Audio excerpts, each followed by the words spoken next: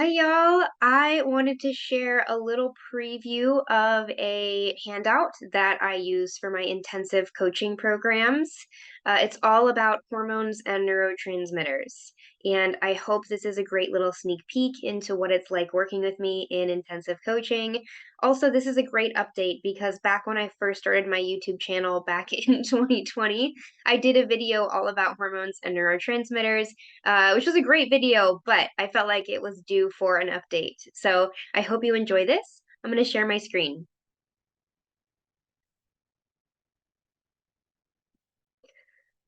Excuse me. Okay, so this is my hormone and neurotransmitter support guide. And I think it's important to understand that these chemicals literally define how we feel on a day-to-day basis. Like these are our feel-good chemicals. These occur in every system in our body. We often think of hormones and neurotransmitters as maybe just occurring in our reproductive organs or just in our brain, but they are all over the body and they modulate all of our neurological functions, our psychiatric functions, our metabolic functions. They really define how we feel on a day-to-day basis. So if we want to have a good quality of life, we need to improve our hormone and neurotransmitter production. I think sometimes people oversimplify this and they think about, oh, we just need more and more and more of these chemicals in our body. And a lot of people do have low levels of these chemicals in their body, and that's part of the issue. But sometimes they just have imbalances in these chemicals. And so there are key things to do to both improve the production and balance the production. So, first of all, before we go into the specifics, there are basic things that we can do in order to optimize all hormone and neurotransmitter production. So no matter which hormone or neurotransmitter we are talking about, if you have chronic health issues and you don't feel good in your body, if your mood is poor day to day, you want to do these things. And no matter what is going on under the surface, I mean, yeah, you can get fancy oats tests and Dutch tests. I mean, you can definitely spend hundreds of dollars on these tests to tell you exactly what's going on. But it's always important to just start here because if you provide your body with these proper building blocks, it's very likely that whatever is going on will just rebalance itself. So, first of all, get enough sleep and enough sleep at the right hours, right? 10 p.m. to 6 a.m. is really an optimal sleep cycle for most people. This is going to make sure that you're in deep sleep through the part of the night where your brain is basically going through a dishwasher cycle and is clearing out old excess hormones and neurotransmitters that can build up in unhelpful ways and basically is going to prep your body for being able to create fresh, new, good balance of neurotransmitters and hormones for the next day.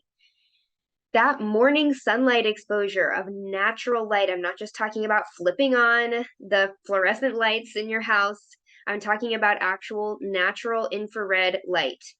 Now, you can get an infrared light therapy lamp. Those are great, especially people who live in areas during the winter that is dark, most of the day or, for long hours. But really, the key is getting that natural light. And that means for most places, getting out before 10 a.m. and exposing your eyes and your skin to natural light. So, no glasses, no hat, no windows, right? Like, ideally, no sweater. I mean, I know it gets cold some places, so it's hard, but as much of your skin as you can expose to that natural light first thing in the morning, that's great. And at least your eyes, right?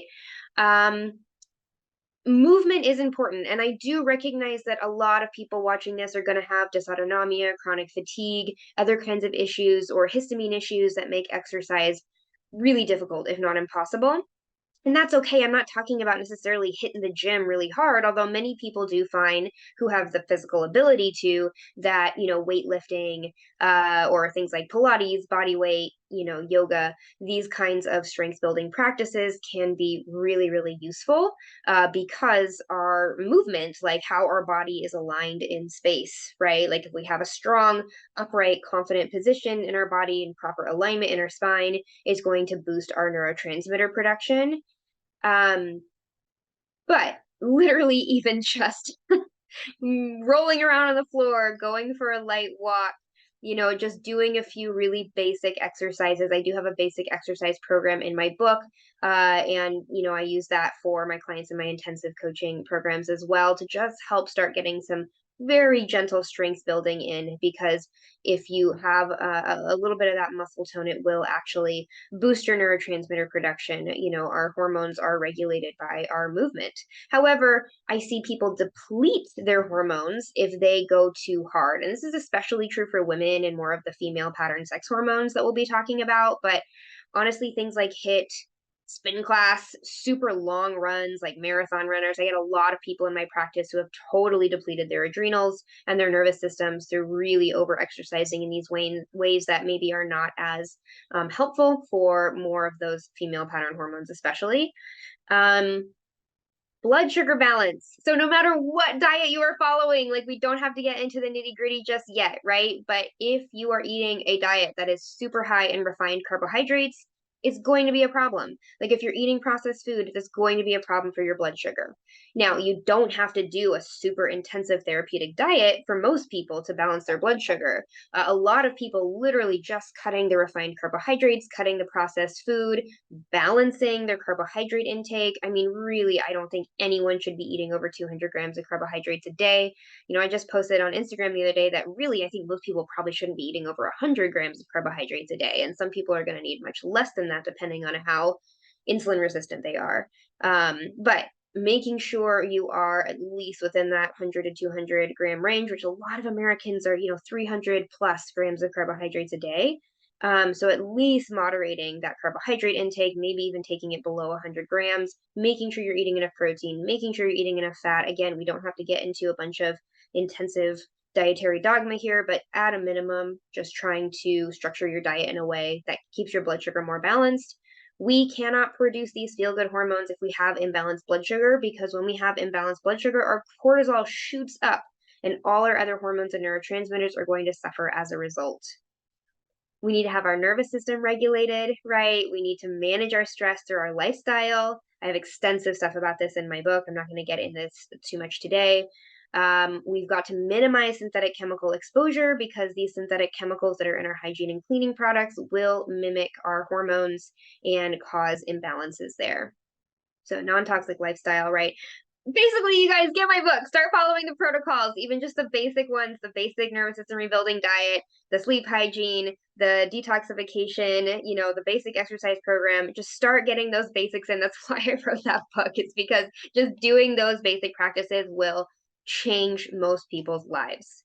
Now, that being said, sometimes people are going to implement all this stuff and they're still going to have sticky points. They're still going to have places where it's like, I still just feel like I could feel right in my body. I could still reach that really profound sense of wellness and thriving. And in that case, we may need to target specific hormones and neurotransmitters that we're still struggling with, right? So I'm going to really briefly go through these. Again, if you want to really deep dive into this with me, look for openings in my intensive coaching programs. Look for do an intake with Suzanne, who can really help you optimize this. She works under my direct supervision. Yeah, all that good stuff. But here's just a really quick overview. Now, you can get an oats test or a Dutch test. This is something that Suzanne can also order for you if you want to really dive into what is going on for you. But honestly, just reading this, you will probably be like, oh, that's me. I must have low this, because you'll recognize your personality, right? So that's why I'm going to go over this briefly and just help give you some really general indications. I do have some supplementation recommendations on here. This is not medical advice. You really want to work with a practitioner who can do a full assessment for you and make sure that, you are really getting things individualized appropriately. There's always risks in high dose vitamin and mineral supplementation, so, do your due diligence before you just start implementing stuff you're seeing in this video. But here it's, some good education for you just to be aware of. So let's start with the sex hormones. And I'm primarily going to be geared towards women or people with female pattern hormones, because That's most of my client base. Honestly, I tend to have more women coming to me, so I'm not going to be talking a lot about testosterone here, but that is also really important for men or people with male pattern hormones. Low testosterone is going to cause a lot of issues, and actually low testosterone can cause issues in women as well, but that's something that you would definitely want to book an individual session for to see if your symptoms fit that, and I do have protocols for that as well, but I'm going to be focusing on female pattern hormones right now. So if you have low progesterone, this is our main like sexy fertility hormone, right? So I'm going to give these really brief overviews. Obviously, there's a ton more nuances here. So just be aware, I'm really oversimplifying just to give you a flash peek into what these hormones do. But basically, progesterone is like sensual, sexy, fertile, like upbeat, and your periods are going to be easy, they're going to be painless. You're not going to have any trouble getting pregnant. You're going to feel, yeah, like I said, very sensual, very positive, very upbeat. If you have low progesterone, you're going to be sad, anxious, you're going to have insomnia. Progesterone is very related to serotonin and melatonin, so it can really affect sleep. And often low progesterone will come with low estrogen. Or sorry, I totally said that wrong. Low progesterone will come with high estrogen. So very often progesterone and estrogen are on this seesaw teeter-totter. And so if you have low progesterone, you're going to have high estrogen. And optimally we want them balanced, right? Now there are some people, like this was me, where when I was really sick, I had low progesterone and low estrogen. Like my body just stopped making sex hormones and it didn't feel great, right? I did not feel good. But very often you're going to have more of this estrogen dominance issue when you have low progesterone. And so a lot of the symptoms of low progesterone will also look like symptoms of high estrogen, which tend to be irregular menstruation or very heavy, painful menstruation, a lot of PMS symptoms, a lot of excess body fat, especially like accentuated kind of female body fat patterns like large hips and breasts, being just really irritable, cranky, bloated, and like that feeling of just being uncomfortable in your body. Like that is so a hallmark of high estrogen. Like you just feel gross in your body. So what are the precursors? Now, you're going to see with all of these hormones and neurotransmitters, there's actually very similar precursors.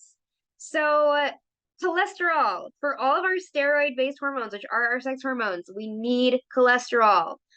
We need a balanced ratio of omegas 3 to 6. These are going to be found in animal foods, and this is why animal foods are fertility foods. Animal fats are fertility foods. We need animal fats. And you're going to see these repeated over and over. So I'm going to go over them quickly in other parts here. But yeah, we really need that animal fat. We need B vitamins and minerals, especially B6, B9, and zinc to make these. We need vitamin A and E, which are also found in animal fats. And also we need iodine for fertility. And a lot of people with infertility have low thyroid and or low progesterone, which are both indicated by low iodine. So these are some things you want to prioritize in your diet. These are fertility foods. Saturated fat, liver, eggs, dairy, seafood, and try to avoid phytoestrogens. So these are compounds in some plants that mimic estrogen. So if you have excess estrogen in your body, you probably don't want to be eating a ton of these phytoestrogens like flax, peanut, soy, wheat. You might want to avoid some of these phytoestrogen herbs. These are great for menopause issues, right? But not good if you have estrogen dominance. Here are some supplementation recommendations. I hope people screenshot this so they can look at it later. And, this may not be very popular for me to say with everyone. And, I'm all for feminism and equality of the genders and everything like that. But we do see that women trying to take on very masculine roles in behaviors, all, gender non-conforming issues aside, people who identify as women and have female pattern hormones, if they're trying to mimic more masculine behaviors, they're going to start having dysregulation in these female pattern hormones. I mean, this has been demonstrated in studies. So we really do want to be mindful of trying to take on very masculine roles in life or avoiding our more nurturing and feminine side. Letting people carry things for you, open doors for you, allowing yourself to be kind of nurturing and soft with, animals and children and other people. This will actually help your sex hormone production. So just be aware of that. Okay, estrogen. So again, usually if you have low progesterone, you're going to have high estrogen, but some people are going to have both low progesterone and low estrogen, and this is especially going to be the case for postmenopausal issues. Um, and part of this has to do with the adrenals, which I'm going to get to next. But when we go into menopause, our adrenals take over making our sex hormones. It's not that we don't produce sex hormones anymore. We produce them at lower levels and we just start producing them in a different place. We start producing them from our adrenals and not from our ovaries. So if you have low estrogen, you probably have adrenal fatigue or had adrenal fatigue earlier in your life. So that's something just to be really conscious of. The estrogen and adrenal fatigue are very related like that. So low estrogen, you're dry, you're weak, you're brittle, you're tired, right? Weak bones, dry skin, right? Vaginal dryness. You have no energy, you have no libido.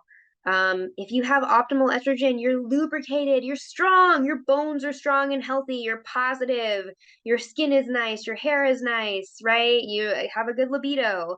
And the transition into menopause is easy, right? So really similar precursors. But you really do want to make sure that you are actually getting more of those phytoestrogens. So there are people transitioning into menopause who actually might do well with a lot of things like flax, or I would say properly fermented soy, right? Like soy eaten in a traditional way. But that might be appropriate for people in menopause. And some of these herbs like red clover and lavender, there are things to supplement here. Work on your feminine behaving patterns too. So adrenals there's two stages here, right? So stage one adrenal fatigue is going to be where you're just flooded with stress hormones, right? Your body's just producing a ton of stress hormones all the time because of constant perceived stressors in your environment. So you're going to be wired, fast, tense. And then stage two is where that's exhausted. Your body's like, look, I can't keep up. I'm done, right? Exhausted, overwhelmed, severe fatigue, right? So that's going to be later stage adrenal fatigue. So ideally, we want to catch these when we're in stage one. If we're one of these like constantly wired, fast, go, go, go people, like catch that now because it's going to be much harder to reverse once you're in that full depletion. So if you have healthy adrenals, you are resilient to stress. You might feel stress, but it's like water off a duck's back, right? It's like, you can handle this, right? So you're not responding to stressors with this like rush of stress hormones, right? It's just like, okay, I can pace myself in managing this issue. I can be resilient. I have motivation to solve this problem, right? I can be focused, but there's a calmness to that focus. Now you'll recognize a lot of these nutrients, right? Steroid hormone, same precursors. So we need cholesterol. And in fact, sometimes I have people make my like keto custard, where it's like heavy cream and egg yolks to deal with adrenal fatigue. It's like literally eat a dozen egg yolks a day. Like that's going to feed your adrenals. We need a lot of saturated fat to replenish our adrenals. We also do need iodine. We need zinc and copper balanced. Copper is a little more upregulating as a mineral, and so sometimes that's indicated in adrenal fatigue. We need B vitamins. We need vitamin C. So liver, eggs, dairy, seafood, right? Again, cod liver oil. Some people do really well with adrenal glandular, as well as adaptogenic herbs such as holy basil and licorice are some of my favorites for adrenal fatigue. You might have to quit your caffeine. I'm sorry, but this can really tax overstimulated adrenals, and meditation and mindfulness is the key. You've got to help train your body to not over respond to stressors. You've got to have that distance from your experience of stress in your life. You can't always change the stressors, but you can change how you respond to them, and that's going to help replenish your adrenals. Thyroid. Okay, this is something I'm seeing so much, and I think it's because I'm really starting to believe we have an epidemic of iodine deficiency. Despite there being iodized salt everywhere, it does not seem to be enough, and it's not absorbed properly. So so a low thyroid is going to be cold, slow, dry, anxious, depressed, heavy, bloated, right? You're going to have trouble losing weight, even if it's just like that extra 5 pounds, it's like I just feel a little puffy and chubby. You're going to be having trouble with digestion. No matter how many digestive enzymes you take, you still have low stomach acid. You're going to be anxious. You're going to be depressed. Your skin's going to be dry. Your hair's going to be dry. You're going to be cold all the time. right? You're gonna be constipated, all of these things. Now, warm, lubricated, focused, optimistic, positive, energized, lean, good digestion. That is what an optimal thyroid looks like. So there are thyroid precursors and cofactors. Now, we do want to get enough animal protein because thyroid actually comes from animal protein, specifically the amino acid tyrosine. When I go down to dopamine, you'll see tyrosine is also the precursor to dopamine. So low dopamine and low thyroid often come together. So we want to do things like halibut, beef, cod, chicken, liver, pork, cheese, right? All high in tyrosine. For iodine and selenium and zinc, we want to eat seafood and we want to avoid goitrogens. So this is things like soy and gluten and raw or excess intake of cruciferous vegetables. Goitrogens just start to block our thyroid hormone production, and they're a compound in some plants. So Lugol's iodine, you want potassium iodide. It is very important what form you do, and I would always work with a practitioner before you start this, but usually 12.5 milligrams is kind of a baseline dose that is pretty safe for most people. Some people go above this, but I would really work with a practitioner around this because you do want to make sure you're doing all these cofactors correctly, and, you know, screen for other confounding issues. Some people do really well with thyroid glandular, and you got to avoid the halogen chemicals. Now, I say that, but it's almost impossible to avoid these. Almost impossible to avoid these because, especially bromide, off gases from everything that we buy. So you walk through a department store, you have furniture, like you have clothing, like you're getting bromide. Fluoride and chlorine is in almost all of our tap water. Chlorine is pretty easy to filter out, but fluoride is actually very difficult to filter out. So your regular filters are not going to filter out fluoride. And if you're taking showers and baths, you're probably getting this too. That's why I usually recommend shower filters. But again, most of those shower filters are going to filter out chlorine, but not fluoride. Yeah, it's do your best, you know, but these are unavoidable. And that's why I think that so many people have iodine deficiencies because these chemicals block our uptake of iodine. And so I think a lot of people will probably need to supplement just to keep themselves at a baseline, basically, with all the exposure to these chemicals we're getting. But do your due diligence, look into this yourself. This is not any kind of specific recommendation, it's just educational. Okay, so now we go into the neurotransmitters. Acetylcholine is our primary learning neurotransmitter. So when we're sharp, focused, learning, like our brain is just like boom, boom, boom, online. We've got good vagal tone, right? We've got good digestion. We feel good energy. We have good heart rate variability. This is all acetylcholine. So you're weak, you're foggy, you're slow, you might have dysautonomia or chronic fatigue, or other kinds of issues, even things like MS, you know, sometimes are associated with low acetylcholine. So the precursor is choline. Where do we get choline? Eggs, liver, and beef. So again, animal foods are the superfoods here for the brain, for our energy, for our optimal functioning. We also need B vitamins and zinc, which you're going to see over and over again with these neurotransmitters. We need B1, B6, and zinc, and often B5 as well. Now, supplementation, you can supplement acetylcholine, obviously focus on diet, but alpha GPC is going to be the supplemental form of choline. And herbs, huperzine A is kind of intense. I see a lot of people actually get overstimulated by this, but bacopa is a little more gentle. So that's a great one to supplement. And you want to do vagal toning exercises to boost acetylcholine. So sing, hum, gag yourself. I know that sounds crazy, but it stimulates your vagal tone, so that can be really helpful. Cold therapy, huge acetylcholine boost, as well as dopamine boost. So let's talk about dopamine. Let's go there.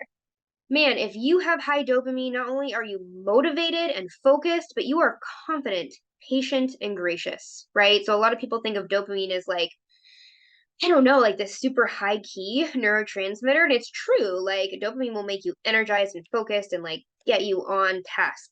But it's also this like gracious confidence, right? So people who are like diplomats probably have very high dopamine. They're very confident, they're very assertive. And but they also like they're willing to wait for the good thing, you know. They're not in a rush. So you feel really low self-worth. Like low dopamine is like you feel like you can't do anything. You have no confidence, you're apathetic, you're like, what's the point? Why do I even try? I'm tired and foggy all the time. I know I won't be able to do this anyway. And you tend to have addictions. You like need that constant sense of reward because you don't have that deeper sense of self-worth or patience. So tyrosine, as I was saying before, so all these animal foods, you can supplement with tyrosine as well. And there are herbs that do help boost our neurotransmitter production, or sorry, specifically our dopamine production. So Mucuna pruriens is so powerful that some people even use it for things like Parkinson's, which is severe dopamine deficiency. And Panax ginseng is lovely as well. We also need all those good B vitamins and minerals. And for lifestyle, you've got to practice waiting for rewards. You've got to retrain yourself around like those hits of like satisfaction, right? So, you know, pace yourself in terms of your phone, your email, your TV, your social media use. Like let yourself wait a little longer than you want to get that satisfaction of the reward. Like try to let yourself build up because as you build up to the reward, your neurotransmitter production will skyrocket. Okay, we're almost done here. Serotonin. Oh man, when you have low serotonin, you are a control freak. You are obsessive, you're inflexible, things have to go a certain way, right? It's this often very high functioning anxiety. Now, of course, really low serotonin can look like extreme phobias and agoraphobia, and so you may not be very functional, right? But often people with low serotonin, because they're so controlling and need things to go a certain way, they can be very successful people, right? But just incredibly negative and anxious people as well.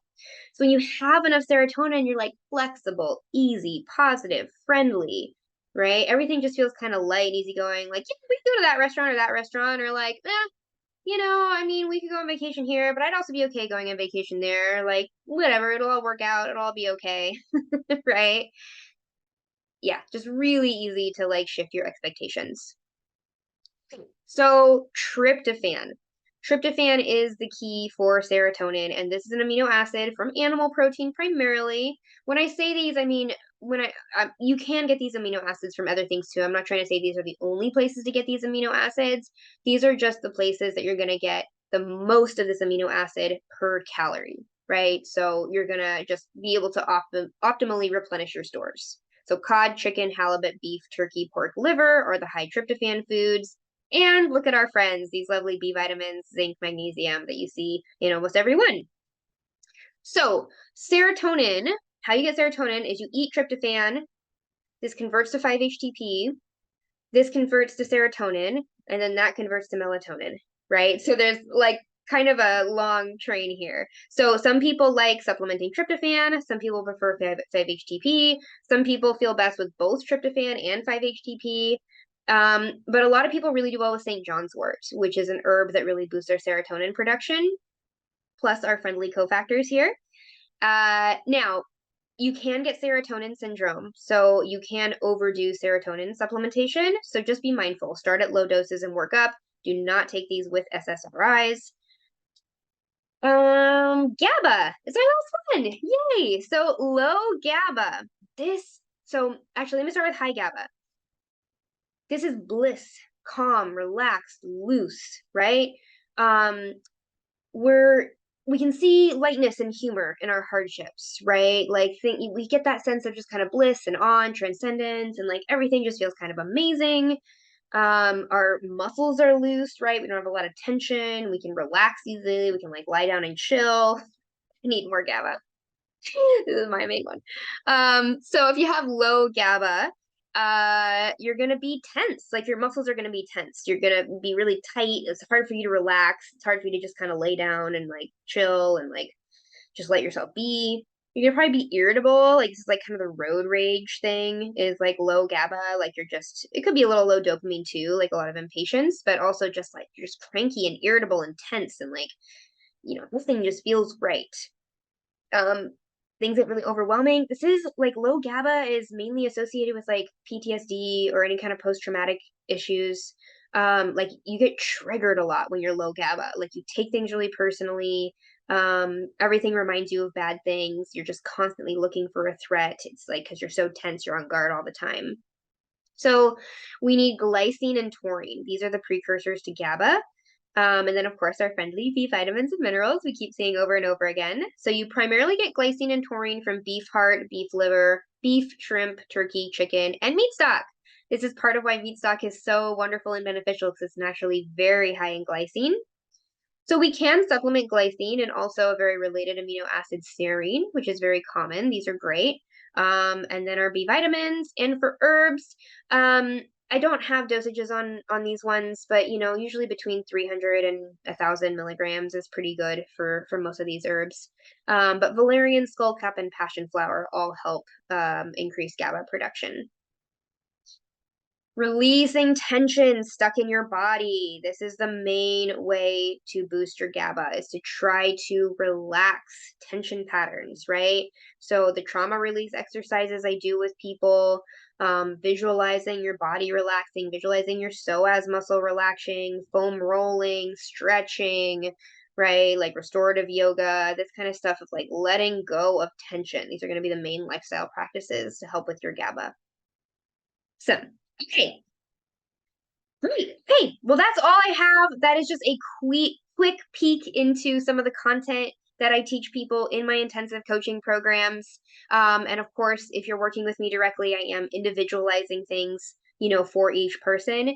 But I hope that that was really helpful to just kind of help start to assess where you may still have stubborn imbalances. But remember, always start with the foundations. If you have not implemented those initial recommendations that are featured in my book, start there, because that will take care of a lot of the stuff by itself and you don't even have to get into the nitty gritty. But the nitty gritty is there if you need it. There are ways to optimize your hormone and neurotransmitter production.